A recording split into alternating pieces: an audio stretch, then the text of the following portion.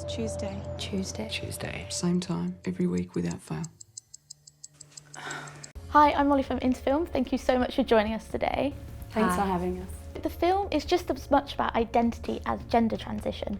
Where did your ideas for the story come from? It came from the form first. So the co-writer, Matt Cormack, came to me one day and said, I think we should make a film called 52 Tuesdays. And I think it should be about two people who meet every Tuesday for a year, and we film it only on Tuesdays. So the story of the gender transition and the sort of teenage storyline as well, that all came later. That came kind of out of the way that we were going to make the film. The teen characters in it make extremely personal video diaries.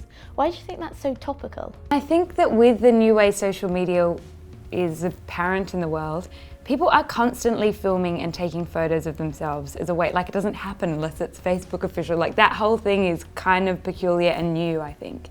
I think we all think about how we are in the world, and so much of that now is recorded, either for other people or for ourselves. And I think the characters in the film, they're very much trying to find things out about themselves through the recording, but we can't ignore recordings. They're sort of everywhere. We've got a camera with us all the time. And also the film's punctuated with news reports, kind of like a time capsule. And what was your thinking behind using all of this real footage? We didn't originally have that footage in the film, and then we felt like we needed to mark the Tuesdays, and that's what we do. You know, they're 2-second news grabs of things that happened in the world on that Tuesday, or were reported online on that Tuesday. The reason for it, I guess, is that you're following characters over a long period of time who are very inward-looking, and they're going through their own stuff, just like we all do. But I felt we needed to give an audience a bit more of a perspective on the world, you know. Everything's still going on while you're going through this, and maybe it gives you a chance to also think about your own life. Hey. Hey. It's just friends from school and we just need somewhere to hang out. Don't burn the place down and don't go on the roof. It's also a really fun film to watch, even though it deals with some pretty big issues. Was it always easy to keep a balance in the tone? It's also really important in a story like this, I think, that there's humour. Because I think people sometimes think, oh, it's a trans story or it's a family drama and it's going to be really hard to watch. And the truth is that, in life, when you're going through things like that, you're still laughing, you're still making fun of each other, you know, you're still playful, I hope. Some of the scenes in the film are quite raw and visually graphic. How did you determine what was actually appropriate for the story?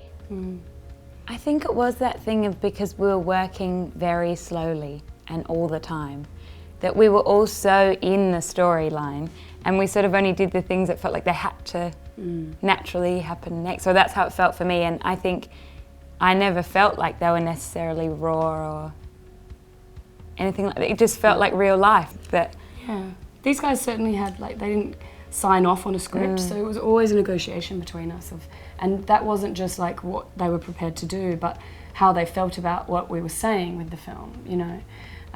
I think we always came at the position that sex is not a bad thing, it's a good thing, that nudity is not a bad thing. So do you think your film will encourage discussion on relationship and sexuality with young people?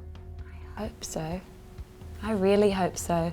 I definitely know that, you know, although the 52 Tuesdays is not my own experience of being a teenager or going through that version of finding a sexuality and everything, at least it's something different to the Hollywood things that you see all the time. I don't think anyone goes through it like that. For us, what was important was that these guys got to think about sexuality as, you know, what feels good? What do I like to do? Rather than what am I supposed to look like when I do this, or what am I supposed to name it?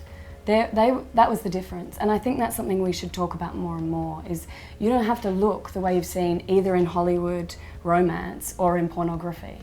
Though you actually are allowed to uncover what feels good to you. Closer Productions is like a film collective. Does working with the same group of people and friends help the creative process? I work with all people that I trust a huge amount.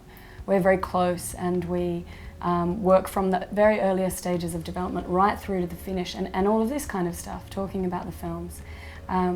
We're very rigorous and quite brutal with each other, to the point of it being sometimes problematic or a bit devastating.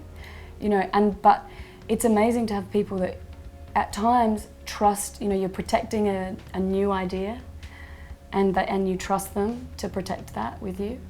and at times sit you down and go, this is terrible, like you need to change this. Knowing that you have people to do that before you go and show an audience is really important, I think. Well, I think everyone should go and see it, and thank you so much for talking to us. It's been an absolute pleasure. Thank you. Thank you, that was lovely.